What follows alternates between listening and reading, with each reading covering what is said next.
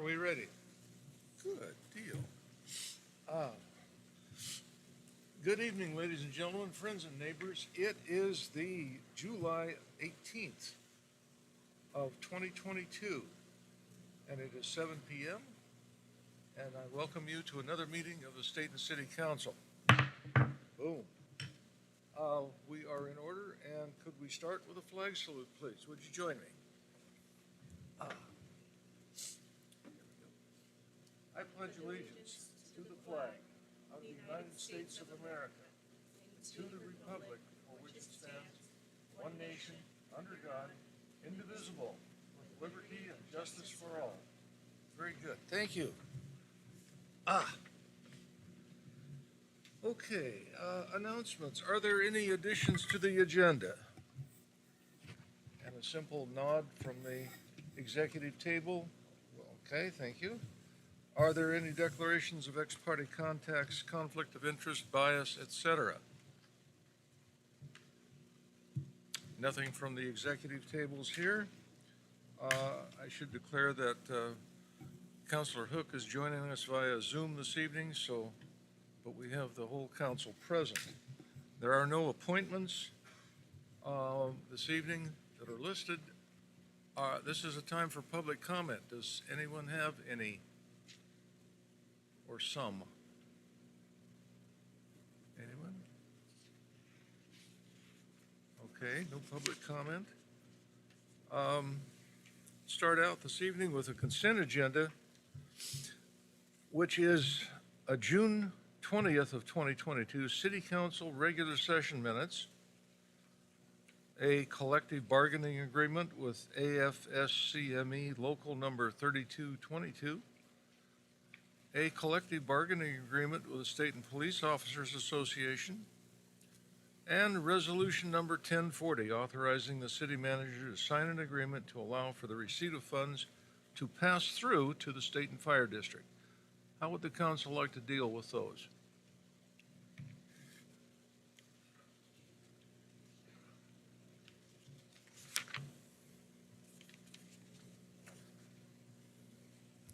Mr. Mayor, this is Councilor Patty. Yes, go ahead, please. Mr. Mayor, I move that we approve the consent agenda as presented. I'm sorry, do that again. I move that we accept the consent agenda as presented. Okay, all right. Well, second. I have a motion and a second to approve the consent agenda as presented. Doesn't need any discussion, so. Okay, there is, why don't we turn those lights off so we can see this lovely profile right there back by the door.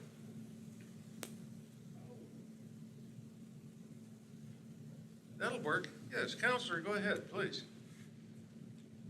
Counselor Hook? Nope, I'm good. I was just gonna second, that's it. Oh, okay. All right, thank you.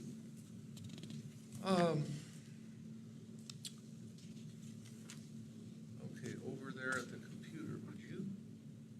There's no discussion apparently. Chief, is that something? Yes, we have citizens come in just after you Does close it come? public comment, would like to say something to the council, so I just want to make sure. Okay, all right, thank you. You all.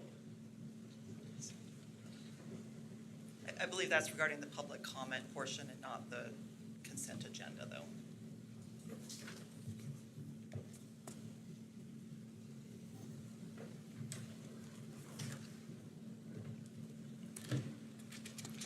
I don't think we do public comment on the consent agenda. No, I think that it is not regarding the consent agenda. I think that you're you right. guys passed that, and so it will be up to the council if you wanted to. Well, there's another Go back to portion of public public comment later on, so we'll catch this, Ms. Davis. Would you poll the council on that consent agenda, please? Counselor Patty? Yes. Counselor Ort? Yes. Counselor Quigley? Yes. Counselor Hook? Counselor Hook says yes. Okay.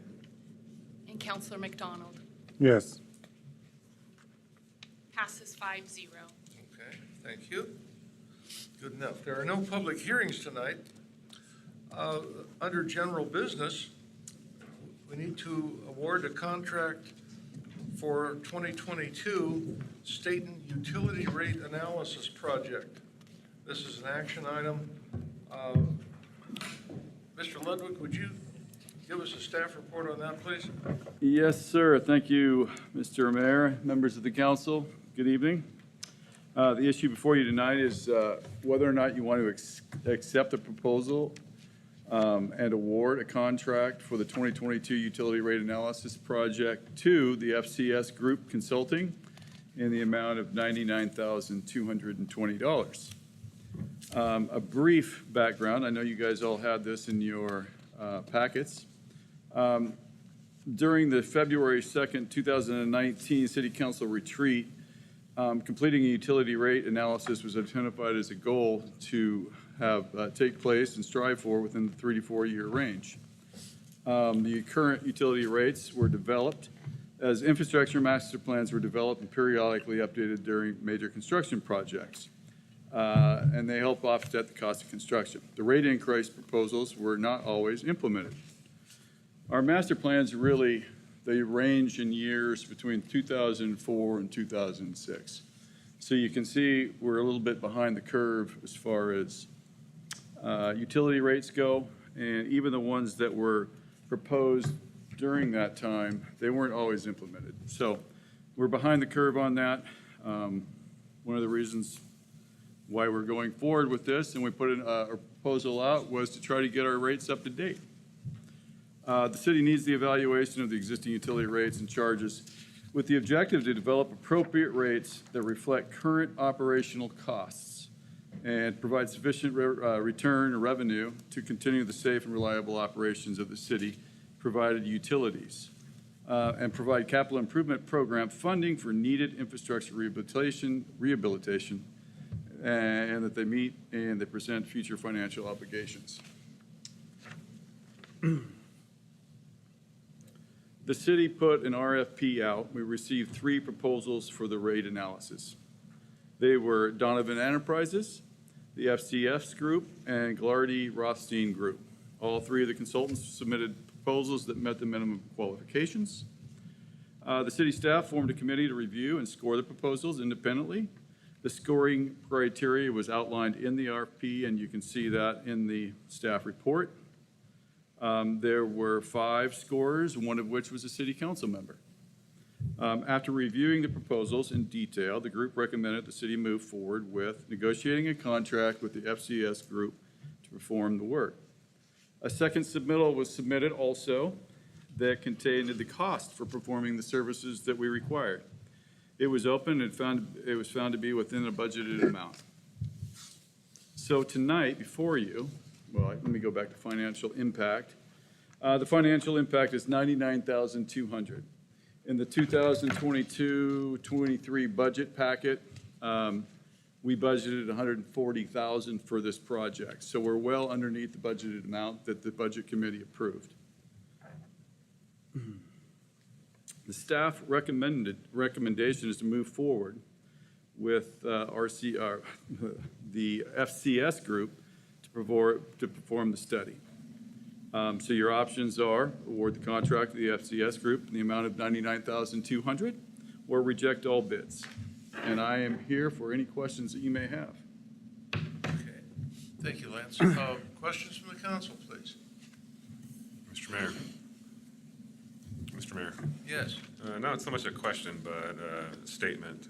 I was the council member that was on the committee to review this and score it. So for that reason, to be totally transparent, I'm going to abstain from voting on it tonight. Okay, thank you. Other thoughts and questions from the council about Lance, please? Mr. Mayor. Yeah. Go ahead. Julie, I'm going to put you on the spot. You had mentioned some possible funds to help us with this. Yes, we received word last week that we received some funds from Business Oregon to help with the water portion of the rate analysis of $20,000. So, I want so to add. Well, that will offset the $99,200. by 20,000? Well, the contract amount will be for that. The contract amount was for 99,000. What we did when we budgeted this is we took the same amount of funds, equal amount of shares between each of the funds. So the portion coming out of the water fund will be offset by the grant. And the reason I didn't talk about it in here is because it came in after my staff report, so. And yeah, it's not signed or, it's still in the works, but we did receive word last week that that was received or awarded, I guess. Awesome. Okay, thank you. Others? Yeah, Mr. Mayor, this is Councilor Yes. Petty. Real quick, Lance, you mentioned that the budget has it divided up by like water, sewer, and so on. Is that over the $20,000 grant, the individual one for the water? Well, it's 4, so let's just say it's 100,000. Okay, cool. No, we're good. Just checking. So we would probably come out 5,000 out of the water fund to pay for it and 20,000 for the offset, yeah. I haven't read the grant, but that's what I would assume it would happen,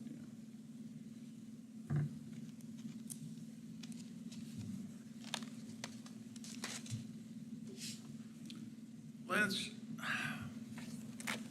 obviously, we're behind the curve on this, or we wouldn't be going out for the study, right? I looked back in the records. I couldn't find one time that the city did a utility rate analysis. Okay.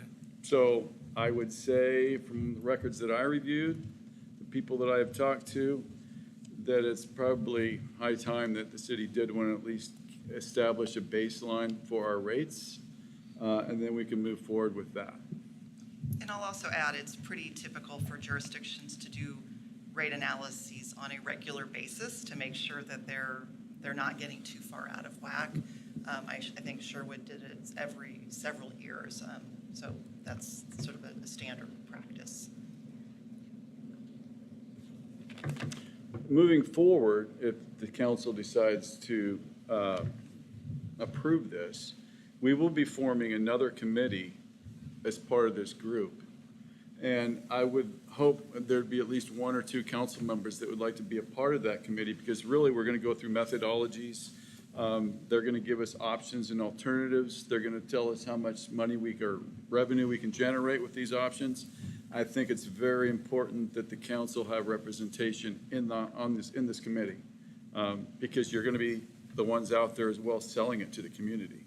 We're going to be having, hopefully, we could work with the chamber and get some business representation also, and some residential representation, because it's got to be a buy-off among the residents as well. So you guys don't have a real difficult decision before you. You have buy-off amongst the other stakeholders. And that's how we plan to go forward with this. Okay, all right. Other questions or thoughts? Okay.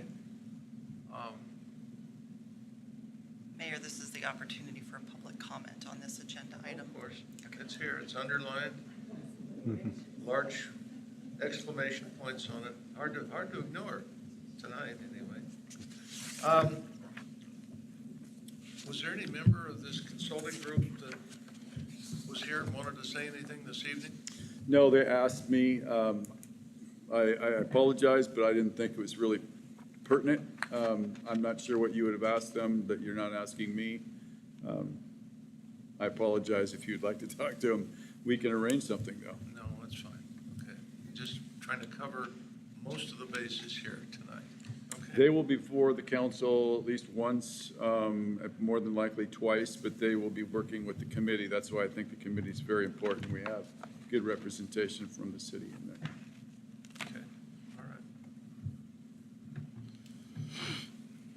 Okay, all right. Is there any public comment on this item of business? The awarding of a contract for utility rate analysis project. Any public comment?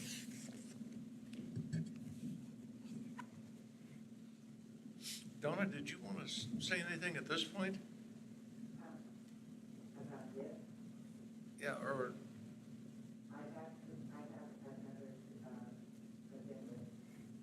Okay.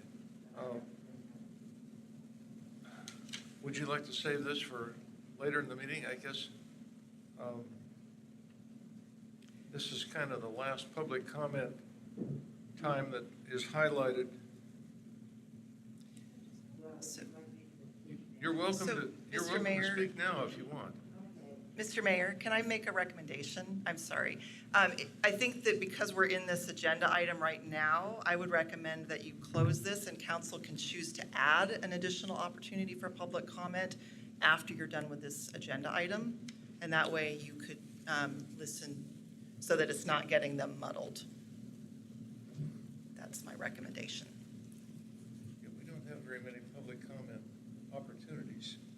Right, that's why I suggest adding that to the, continue on with this agenda item so you can move on with that and make a recommendation or a decision, and then discuss adding. We'll throw it in there somewhere. Yeah. Thank you. Donna, thank you. All right, council discussion. What would you like to do with this, folks? Or do you want to discuss this one some more? Or at all? Mr. Mayor, Yes, Councilman McDonald. I would move that we award the contract to FCS Group for the contract amount of $99,200 to perform the utility rate analysis project. All right, thank you. A motion? Is there a second? I'll second.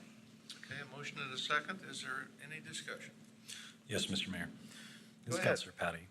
I just want to go ahead and thank all the individual scorers who took part in this to decide on this bid and evaluated it. I've done that in the past for other type of bids like this, and it is time consuming, and I appreciate your time. And thank you for making this decision easy for us. Okay. Other discussion, other thoughts? Mr. Mayor? Yes. I'll just echo what Lance said about having representation in the future from this body and from the community. And to Councilor Patty's point, it is very time-consuming to review these, score these, and on behalf of the vendors that submitted bids, it's a pretty lengthy process, and it's pretty stringent. So, yeah, that takes a bit of time to go through these. So I appreciate the committee for doing it. And I think it's, like I said, I'm going to abstain just to make sure I'm transparent here and not show any favoritism. All right, thank you. Others? Folks ready to go to a decision? Councilor Hook, did you have anything to add? No, I don't, thank you. Okay, all right. Go ahead and poll the council on this question, please. Counselor McDonald, Yes. Counselor Hook, Counselor Hook is yes. Counselor Ort, Yes. Counselor Patty. Yes. Motion passes 4-1. 4-0 with one abstention, okay?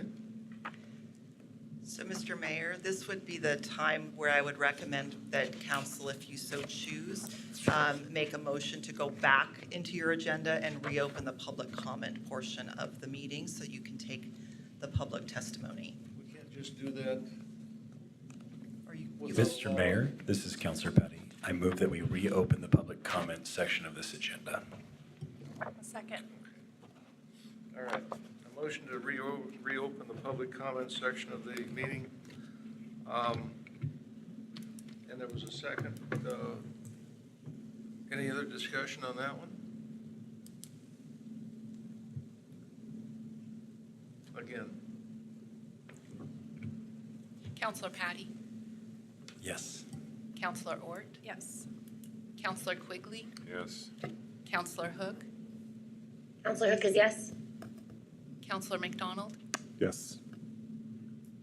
passes 5-0. okay, thank you. So let's go back into public comment. Unless there's any more folderol to do, and Ms. Davis, would you like to come up and say something to us?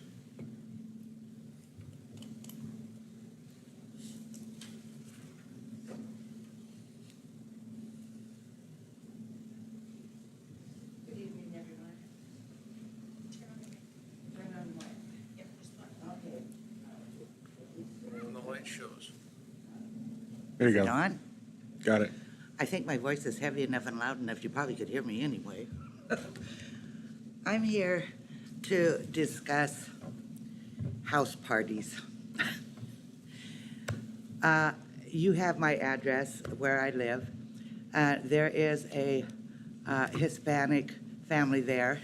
They have parties. I'm on a cul-de-sac, and I've lived there over 10 years. And it's not just with me, but throughout the city. They have no respect for the neighbors. They jam up our cul-de-sac, and when everybody's in there, then you can't get a fire truck in there, you couldn't get an ambulance in there. I've called about that before with the police department. Then on top of it, they're packing cases of beer in, and then they're leaving, but nobody's there to check, and I know they're over probably the limit and stuff, but nobody, is checking, these house parties. Then, once a year, they have a live band, mariachi band, that goes from mid-morning until 11 o'clock at night, and they usually don't stop unless somebody calls the police on them. And, I do not see, and my suggestion is to the council, why can they not rent this city park or the community center here? City Park is equipped for barbecues, got kids' playground equipments, they have restrooms, they have ample parking. And I think, 10 or more people, they should have to rent the park or they should have to rent the community center. I don't care who it is, of any denomination. Because this is just getting outrageous because some of these streets are just way too narrow. It's like Wyatt. If you've got people parking on both sides, that's one lane traffic. There's no, it's hard to move over if somebody's coming the opposite direction. So, it's just getting tiresome. When my windows are rattling until 11 o'clock at night, and there's a lot of seniors on my cul-de-sac, and I'm a disabled senior, and across the street from me, he's disabled. And, there's another couple that have small children. Who can sleep at that time? So I would make a suggestion that either ordinance or some kind of fashion and put into the water department newsletter that, 10 people or more, they need, and that's revenue for the city park, that's revenue for the community center, so I'm just fed up to here with it. But I don't know what the solution would be. I mean, I've made some suggestions on it, but I think that it's outrageous that these continue and the police are called all the time, for the noise and that. And then the person that lives next door to him, because it's in a duplex, she just was diagnosed with onset Alzheimer's, plus she has acute stress. They don't even care about her. And she's came to my house and was crying because she didn't know what to do. She's a very timid person. She's afraid of calling the police or anybody else because she's afraid of retaliation, and she's been in that duplex longer than they have. And Silverton Realty is the one who manages that duplex. But something has got to give here. And it's not just my cul-de-sac. I've seen this and heard this around, the area, so. But I think that it would behoove that, like I said, 10 or more people, why can they, during the summer, rent, the park? It's beautiful, places for the kids to play, restrooms. They rented a porta potty. Now, if they can afford to rent a porta potty, I don't know what the cost for the park is, if there is any fees. I don't know what the cost for the community center is. But like I said, it's revenue for both. So, All right, thank you. yes, thank you for listening. Well, let me ask you this. What kind of response have you got when you've called for help? Real slow. Okay. And then, it's not just my street. Here, a couple of 3 weeks ago, over on Wilding, down at the end of the cul-de-sac, there's a Hispanic family, and they were partying. And they don't stop until you do call the police. And it took about 20 minutes for the police to get there. And I can see out my back, you know, part of Wilding over there. Okay. But, yeah, it was going on, hooping and hollering, music up loud, you know, and I went through some of the ordinances and stuff. And even though, you know, and I don't know about the permits, you know, for live band, especially in a residential area. I can't, you know, even imagine that one, but okay. But, you know, noise ordinance, even during the day, you know, a certain volume. And let me tell you, that mariachi band is not, not quiet. My windows rattle. I have to turn my TV up, and then my next door neighbor gets mad because my TV's up too loud. Okay. So, All right. Well, thank you. yeah, thank you again. Something to take under advisement. Please, something's got to be done because it's driving everybody nuts. Thank you, Donna. Yeah, thank you again for listening. Okay. Anything else?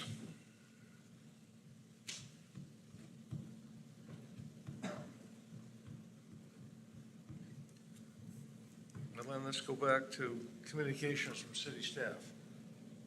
So, Mr. Mayor and Council, I've asked Lance to come up and give you a brief, brief heads up for something that's going to be coming in front of you guys in the next couple months. So, might be more information that you want or need right now, but we want to kind of give you a little bit of a heads up, and then we'll talk about it more as we go forward. Go ahead, Lance. Well, welcome back. As you guys are all aware of, each September, Public Works puts together a TMDL application, and we fill out a report for DEQ. This year, we're going to be including in that as part of the submittal our illicit discharge detection and elimination city code. So this is a new code that DEQ is requiring us to put in place. And that is what will be before you probably within the next 4 weeks. And all this, what this does is it expands upon our stormwater code. Basically, we have to prepare a plan, an implementation plan to identify illicit discharges. That's like hooking your sanitary sewer up to the storm drain. Identify them, create ways to educate the population, the city, ways to, I don't want to say fine, but to enforce, good word, to enforce the code. It's much like, it's another code for the city that we need to follow, and DEQ is making us bear the burden of this. It's not unusual, though. I think just about every city that's got a population of above 10,000 already has one. We're pretty good right now because one of the things that came out of the memo of understanding is that we had to adopt the City of Portland stormwater standards. So we're already following most of this. We just don't have a code in place. And that's part of our TMDL plan, that we would have a illicit discharge code approved by the city council by 2021. It's been put on the back shelf until now, but we will be bringing it before you in the next month. And it will have to be a public hearing. We'll either, one, if it's a majority vote, or a unanimous vote, two, hearings if we have some dissent. And that's what I have. Do you have any questions regarding that? Mr. Mayor, Go ahead. so for clarification, Lance, is this something that Okay, you mentioned that cities that are over 10,000 have to do this. And is this now, every city's having to do it? Every city will have to do it. Okay. Every 5 years, we come up with a TMDL matrix. In 2018, it just evolves. It started in 2009. The city of Stayton created their TMDL plan. It's evolved to the point now of 2022 that we're creating new things that the DEQ wants to see us perform. One of the things that we were lacking was the illicit discharge code. It's really not very significant as far in my mind because we're already doing it. It's just putting it in our code. And most cities do have it. In fact, the memorandum that I had a consultant prepare for us gives me examples from other cities in the area that we can use as a template. And so that's what we'll be doing. And I asked Lance to give this update just because I hadn't really heard about it. I've been here a month, so I haven't heard everything yet. And it's an ordinance that will be coming towards you guys in the near future, and so we just didn't want you to be surprised by just seeing an ordinance and not having that background. And we can certainly talk more, over the next few weeks and bring Lance in if you need to get more information on that. But we just wanted to give you a heads up so you don't just see an ordinance on your agenda and have no idea why. So this isn't something that we have any say over. Well, you have a say over it, but you're going to be put into a bad light, what I've been told from attorneys in the area.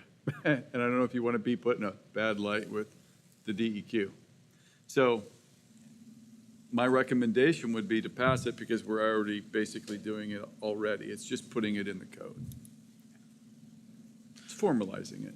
Mr. Mayor, this is Councilor Patty. Yes, go ahead, please. Yeah, real quick, Lance. Earlier, you were trying to find the word for it, and Julia helped you out. And you made me a little nervous. What does this enforcement look like? It's no different than what we already do now for people that don't follow our codes. We have the ability to cite folks to $250 a day, and each day that the code is not rectified is a new point where we can issue a citation. And that goes to the police department. The police department cites them. Well, I think actually our code enforcement can cite them as well. But it's $250 a day. Different cities have different amounts that they can do. They range anywhere from, I read one just before I came over here, from $50 to $1,000, depending on the severity of the issue. So those will be things we'll be exploring. Okay, so just so I understand, a violation, I'm assuming, would just be the discharge into the storm drain of something. Storm drain and then it would go right into Mill Creek, which goes into the Willamette River. This is all because of the Willamette River. We are in the Willamette River Basin. And anybody upstream of the Willamette River, they were having to follow these requirements. Thank you. This is not, Lance, this is not just water discharge. This is what, chemical waste? Toxins, Toxins, anything okay. that goes into the stormwater system that isn't storm water. Now, Okay. And then limits on that too, right? well, there are certain things like irrigation water, Right. doesn't qualify. People washing their cars, that doesn't qualify. Okay. Street sweeping, that doesn't qualify. So there are certain things that don't fall within the provisions. But anything other than that, I mean, you can't go out and pour gasoline or oil into the storm drainage system. That's a no-no. And that's what they're trying to, and there's a lot of, we did our wastewater master plan a few years ago, and we did an I&I study, and there's not a whole lot of illicit discharge being hooked up from our sewer. We don't have too many cross connections where sanitary sewer is hooked up to the storm system. We don't have that. We've gone around and we fixed that where we've seen it. But there are other ways of doing it too. Again, most of it's non-point sources, people just pouring things along the curb and that kind of thing. And those would be the people that would elicit a citation, Okay. All right, thank you. All right, Very thanks. much. Mr. Mayor, Yes. I just have another question. How would you know that people are doing that? How would I know?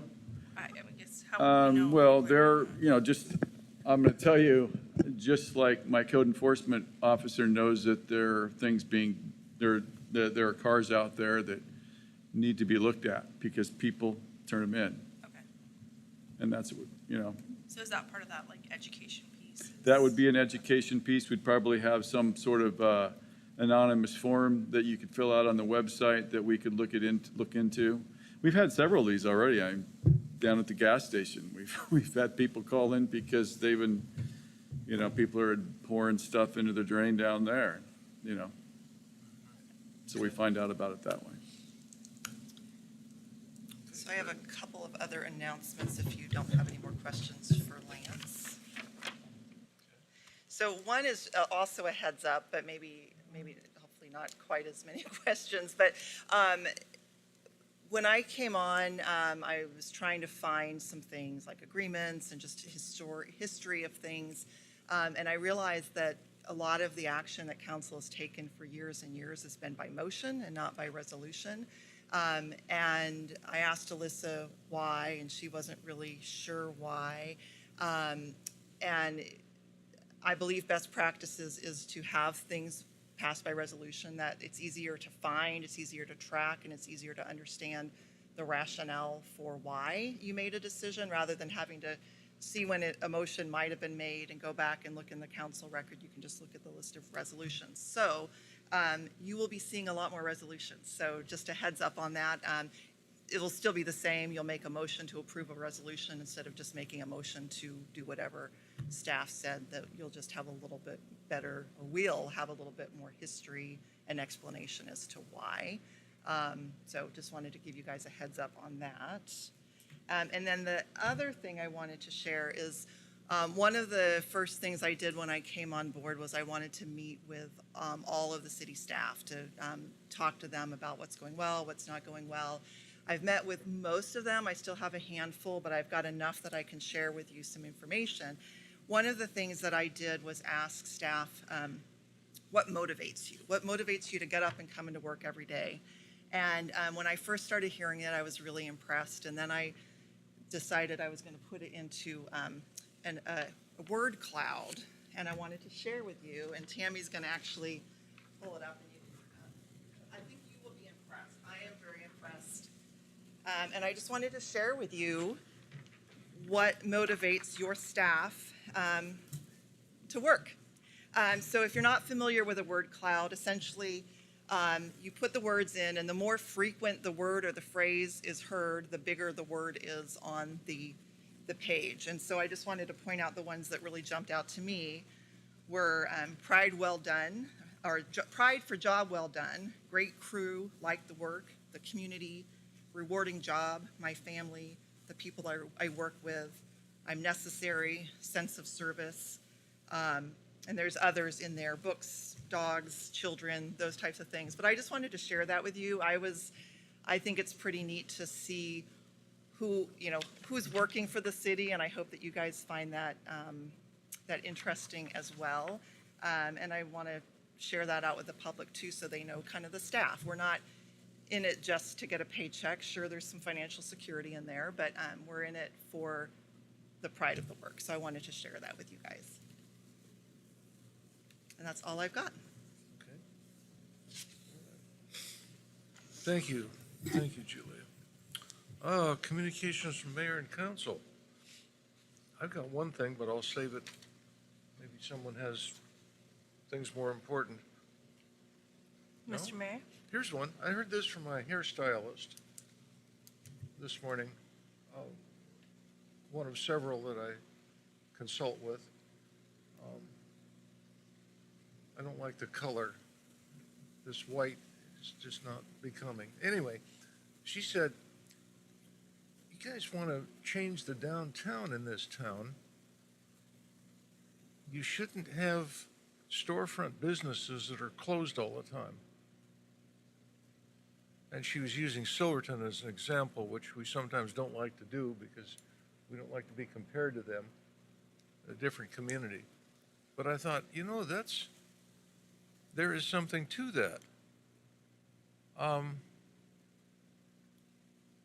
There are some storefront businesses down there that are never open. And maybe they're internet businesses selling stuff online. I don't know. but it just, I might walk down through an area and see a place I'd like to, I just picked up on this, a place I'd like to go in and see what they've got. And the day I'm there, it's not open. Well, I may go back once or twice just to see if they are open. But if they're never open, at some point I just don't go back down there. And I thought, well, maybe it's something for the chamber rather than us. But just a thought. It was like I say, it struck me this morning. I hadn't considered that. I see it every day. But thought, well, that's just the way some businesses are. But anyway, that's it for me. Somebody else. Counselor Hook. Oh, up here. Hey, Counselor Hook, yes. Yeah, just as a general matter of decorum, I couldn't leave the meeting without stating that all people that interact with the city council and the meetings, they have to follow a certain level of decorum. And the city of Stayton does not discriminate against ethnicity or race. And there was a point in the meeting where someone was speaking about ethnicity more than one time. And I just want to remind everyone involved in these meetings that if I come across that, again, I will call a point of order and ask for us to move on at that point for the matter of decorum. Okay, thank you. Other thoughts and comments? Mr. Mayor? Council business, yes. Julia, I think this is really awesome. Thank you for doing this. It is the why behind why people do the things they do and what motivates them is really important. It's what gets us out of bed. So thank you. This is really cool.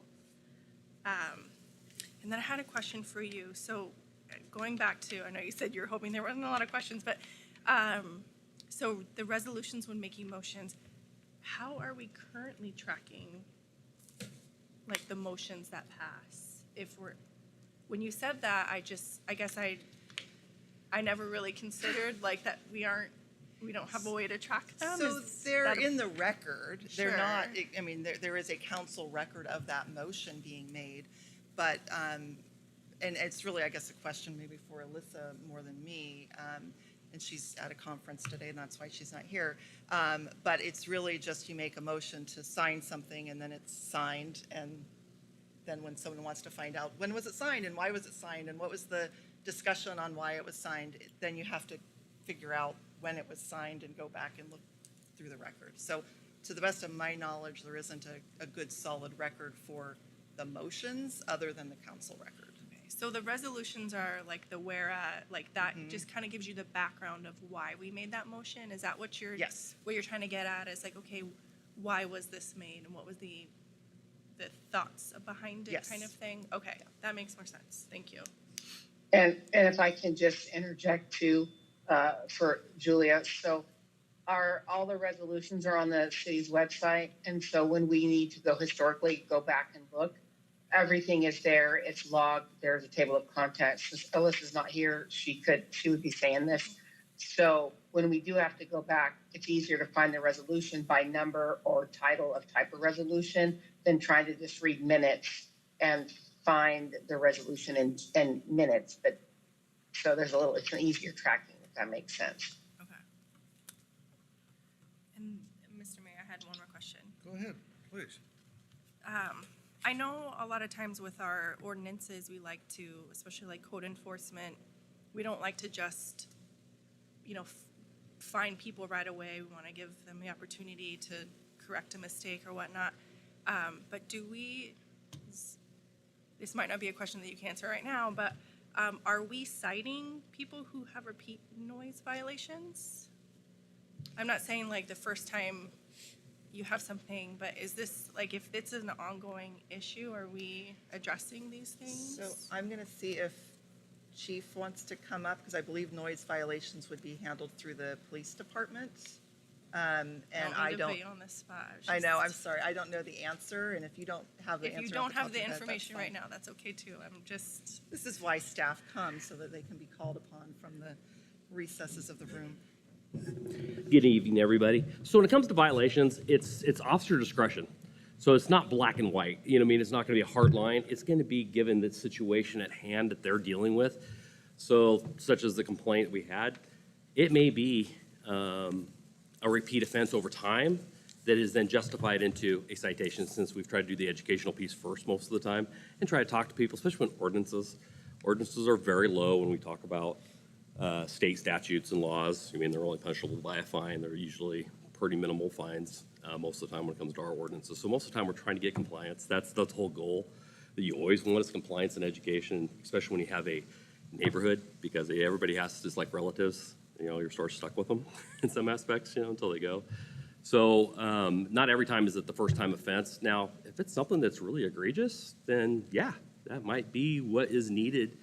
One, to correct the action that's happening in front of you, or sometimes actually to gain compliance. You realize that the education piece at that moment may not get compliance, and enforcement is the way to actually get that person in front of the court to have that conversation. So again, it's each officer. We have repeated offenses at different locations. Captain Johns is great about tracking those type of things, and we keep on top of it. And if there's something that's getting just too many issues, we'll end up addressing it a different way or assigning an officer to it. Because obviously things could be happening on officers' days off and they're gone for 2-3 days and they don't realize that event happened. Being the schedule we're on, you know, I mean, you're technically gone, you know, just under half the month on your just normal days off. So there's a lot of activity that happens. So as a command staff, we actually try to tie that information in so everybody's aware of any problem places that we have to help. So I know it's a longer definition than you wanted for it, but I think it was more operationally so you understand how we sort of deal with various issues that we come in contact with. That help? Yeah. Thank you, Chief. You bet. Yeah. Other thoughts, comments? Mr. Mayor, Yes. I typically won't weigh into social media postings, especially in this community for various reasons. So I won't tonight, but I will want to set the record straight on a posting from last week. The gentleman seemed to infer that the council had an opportunity to save the parklet. And that gentleman said that RDS had come to the council about the issue that was there, and the council didn't, there was no resolution for the posting. That in turn festered a lot of reaction from people. And again, to set the record straight, I don't recall the council being approached to discuss that topic at all. I mean, I could be wrong. Maybe you all were at a meeting that I wasn't at, but I just want people to understand what we do up here takes time, takes effort, and it takes research on our behalf before we make a decision. So to have messages like that come across that's factually inaccurate and drives the behavior of the rest of the community is just such a sad way to try to get attention to yourself. Thank you. Mr. Mayor? Yes. Yes, go ahead. I'd like to expound upon that. We did talk about the issue of the parklet, and that had to do with homeless activity downtown.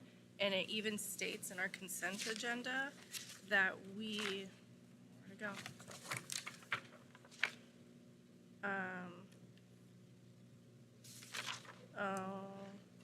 Okay, it says Counselor Ort is interested in a workshop on homeless with the city attorney present.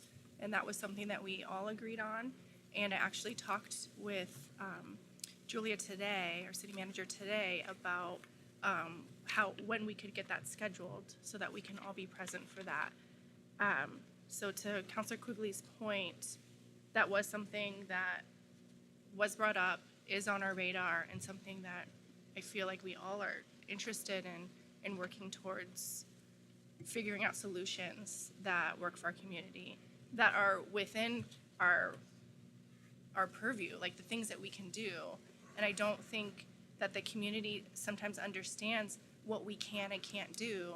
It's not against the law to be homeless.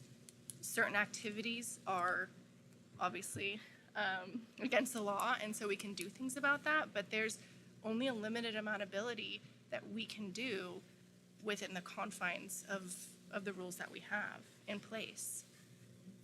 So I thank you for saying that, but we are, for the community out there, this is something that we're working on, and we're working to have a workshop done on this.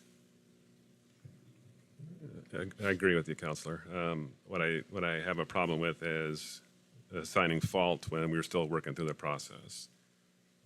Absolutely. And I mean, just like you saw today, we encourage public comment. We want you to come and talk to us about concerns, issues, and then even sometimes praise. If you have good things to say, we want to hear that too. But when we have issues, if we don't know about them or we don't know that it's a continued thing, then we can't do anything about it.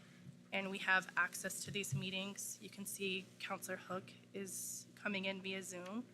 You can call in, you can join us on Zoom, you can come in person, you can write us. So we have lots of ways that you can contact us and let us know, what's going on in the community that is a concern to you. Social media isn't always a way to do that. I know Counselor Quigley's not even on that, so that was brought to his attention somehow, but that's not always the best way to get a hold of the council to affect change. Okay, good. Other thoughts and comments? Are we done for this evening then?